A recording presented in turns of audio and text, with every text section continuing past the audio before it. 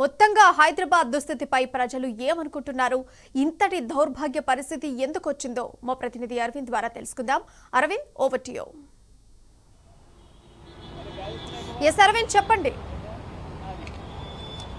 ప్రియా, ఏదైతే కేవలం కాంగ్రెస్ ప్రభుత్వం చేస్తున్న మానవ తప్పిదమని కూడా ఇప్పటికే తెలుస్తుంది. ఇది ప్రభుత్వం తప్పు, ఇది ప్రభుత్వ పూర్తి నిర్లక్ష్యం అని కూడా ఇప్పటికే ప్రజలందరూ కూడా తీవ్రంగా మండిపడుతున్నారు. ఒక పక్కనేమో అటు భారీ వర్షాలు, అటు భారీ వరదల కారణంగా కూడా ఇప్పటికే ప్రజలు తీవ్ర ఆవేదన వ్యక్తం చేస్తున్నారు, ఆందోళన వ్యక్తం చేస్తున్నారు.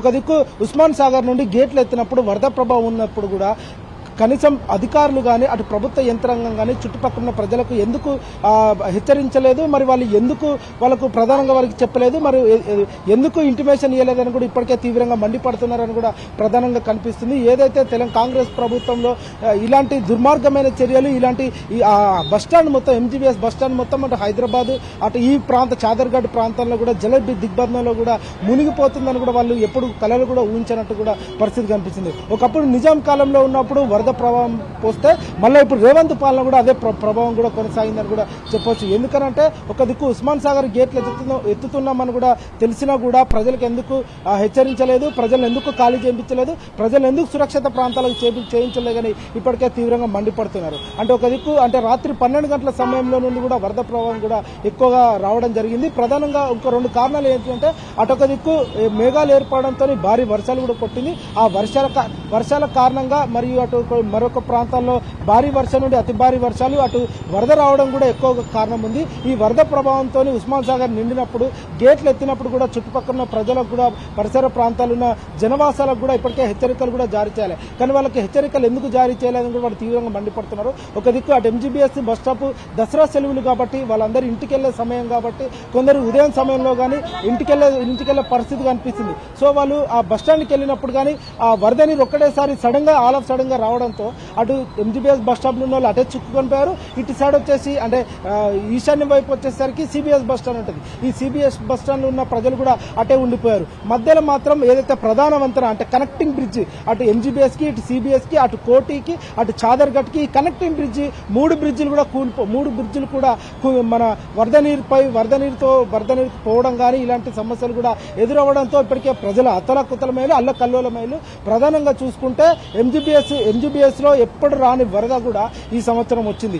ఈ వరద ప్రభావానికి అటు బస్సులు రాకపోకలు నిలిచాయి, అటు బస్సులు నీట మునిగాయి, అటు వాహనాలు నీట మునిగాయి, అటు పార్కింగ్ లో వెహికల్స్ కూడా నీట మునిగే పరిస్థితి కూడా తీవ్రంగా కనిపిస్తుంది. అటు ఒక దిక్కు దసరా పండుగకి ఇంటికి వెళ్లాల్సిన సమయంలో కూడా తీవ్ర ఇబ్బందులు పడకుండా కూడా ప్రజలు అక్కడ ఇప్పటికి కూడా బస్ స్టాండ్ దగ్గర ఉన్నారు. అంటే కేవలం ఇది ప్రభుత్వం తప్పే. అంటే కాంగ్రెస్ ప్రభుత్వము ఎవ్రీ 1 వీక్ ఒకసారి కానీ లేకపోతే 3 days ఒకసారి కానీ ఎప్పుడైతే మ్యాన్ హోల్స్ దగ్గర ఉన్న సిల్ట్ క్లియర్ చేసిందనుకో, ఆ క్లియర్ చేయడం వల్ల కూడా వరద ప్రభావం రోడ్డు మీదకి వచ్చినా కూడా మ్యాన్ హోల్స్ నుండి ఎప్పటికప్పుడు వెళ్ళిపోతుంటాయి. కానీ కాంగ్రెస్ ప్రభుత్వ నిర్లక్ష్య ధోరణికి, కాంగ్రెస్ ప్రభుత్వం యొక్క దొందె వైఖరికి, కాంగ్రెస్ ప్రభుత్వం యొక్క వేమరపాటు కూడా ఇది ప్రధాన నిదర్శనం అని కూడా చెప్పుకోవచ్చు. ఎందుకంటే వాళ్ళు ఆ సిల్ట్ క్లియర్ చేసి ఉంటే మాత్రం ఈ రోజు ఆ పరిస్థితి కనిపించవు. అంటే రోడ్డు మీదకి నీళ్ళు వచ్చినా కానీ మ్యాన్ హోల్ నుండి మళ్ళీ తిరిగి డ్రైనేజ్లోకి వెళ్ళిపోయే పరిస్థితి కనిపించింది. కానీ కాంగ్రెస్ ప్రభుత్వం అలాంటి చర్యలు చేపట్టలేకపోయేసరికి కూడా తీవ్ర ఆందోళన కూడా ఇప్పటికే ప్రజలు చెందుతున్నారు.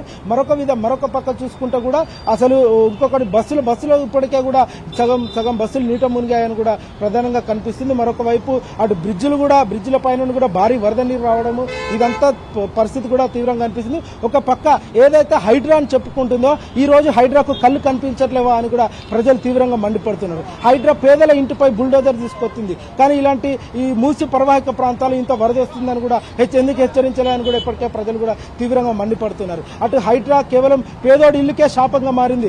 ఉన్నోడు కన్స్ట్రక్షన్ మాత్రం అంటే ఆదిత్య కన్స్ట్రక్షన్స్ మాత్రం ఇప్పటివరకు అక్కడ చుట్టుపక్కల ఉన్న వాళ్ళు ఎంతమంది మొరపెట్టుకున్నా కూడా కాంగ్రెస్ ప్రభుత్వం పట్టించుకోలేరు, అటు హైడ్రా అధికారులు పట్టించుకోలేరు. కానీ పేదోడి ఇల్లు కూలగొట్టడానికి కూడా ఒక నిమిషం చాలదంటూ కూడా హైడ్రా తీసుకొచ్చి అక్కడ ముందుండి మరి పోలీస్ బందోబస్తు నడుమ కూలగొడుతున్నారు. అదే ఈ రోజు పోలీస్ బందోబస్తు ఎక్కడుందంతో ఒక దిక్కు చాదర్ఘడ్ బ్రిడ్జ్ కానీ, ఎంజీబీఎస్ కనెక్టింగ్ బ్రిడ్జ్ కానీ ఆ బ్రిడ్జిల దగ్గర కూడా పోలీసు వ్యవస్థ ఏది అని కూడా ఇప్పటికే ప్రజలు తీవ్రంగా ప్రశ్నిస్తున్నారు. ఒకవైపు ఏమో ఇన్ అవుట్ 2 బ్రిడ్జిలు ఉంటాయి. ఒక అవుట్ అనే బ్రిడ్జ్ దగ్గర కూడా పూర్తిగా వరద నీరు చేరింది.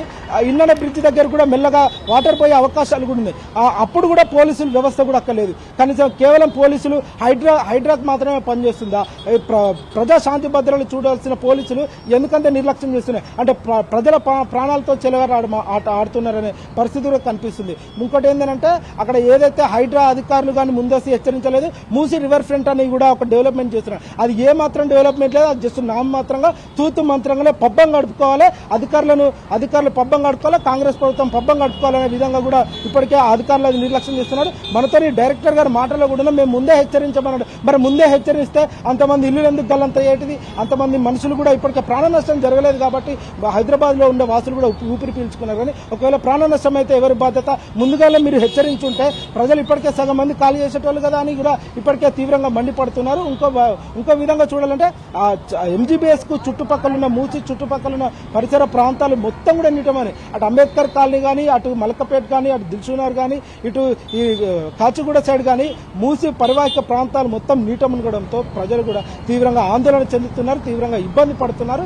ఏదేమైనప్పటికీ కాంగ్రెస్ ప్రభుత్వం అసలు ఎందుకు ఈ విధంగా ఇంత ద్వంద్వ వైఖరి కూడా చేస్తుందని కూడా ఇప్పటికే వాళ్ళు తీవ్రంగా మండిపడుతున్నారు. ఒక దిక్కేమో హైడ్రా అంటుంది, ఎక్కడ ఉన్నది మీ హైడ్రా? దేని పేదలు ఇల్లు కూల్చడానిక మీ హైడ్రా అని తీవ్రంగా మండిపడుతున్నారు. అటు జిహెచ్ఎంసీ అధికారులు కూడా తూతూ మంత్రంగానే నామమాత్రంగానే కూడా పనులు కూడా చేపడుతున్నారని కూడా వాళ్ళు ఇప్పటికే తెలుస్తున్నారు. అసలు జిహెచ్ఎంసీ అధికారులు పట్టించుకొని జిహెచ్ఎంసీ అధికారులు ఆ సిల్ట్ తీస్తే మ్యాన్ హోల్స్ లో ఈ పరిస్థితి రాకపోయేది. ఒక దిక్కేమో భారీ వర్షము, భారీ వరద, ఇక్కడేమో ఇంటర్స్టేట్ ప్రయాణికులు వేరే జిల్లాలకు పోవాలి, వేరే రాష్ట్రానికి పోవాలి. ఎంజీబీఎస్ ప్రధాన ఒక రహదారి కాబట్టి, అంటే ప్రధానమైన బస్ స్టాండ్ కాబట్టి అది కూడా తీవ్ర అంతరాయం కలిగిందని కూడా చెప్పుకోవచ్చు. మరి కొన్ని ఇళ్లలో మాత్రం ప్రైవేట్ ట్రావెల్స్ కూడా నీట మునిగిన పరిస్థితి కనిపిస్తుంది. వాళ్ళు కూడా ఒకటే ఆవేదన వ్యక్తం చేస్తున్నారు. అంటే కాంగ్రెస్ ప్రభుత్వం మాకు ముందుగానే హెచ్చరిస్తే, అధికారులు ముందుగానే హెచ్చరిస్తే మీకు ఈ గోస తప్పేది కదా అని కూడా ఇప్పటికే వాళ్ళు తీవ్రంగా మండిపడుతున్నారు. ఏదేమైనప్పుడు కూడా హైదరాబాద్ మూసీ నది ప్రవాహిక ప్రాంతం మొత్తం కూడా నీట మునిగి జల దిగ్బంధంలో కూడా ఉందని కూడా చెప్పుకోవచ్చు.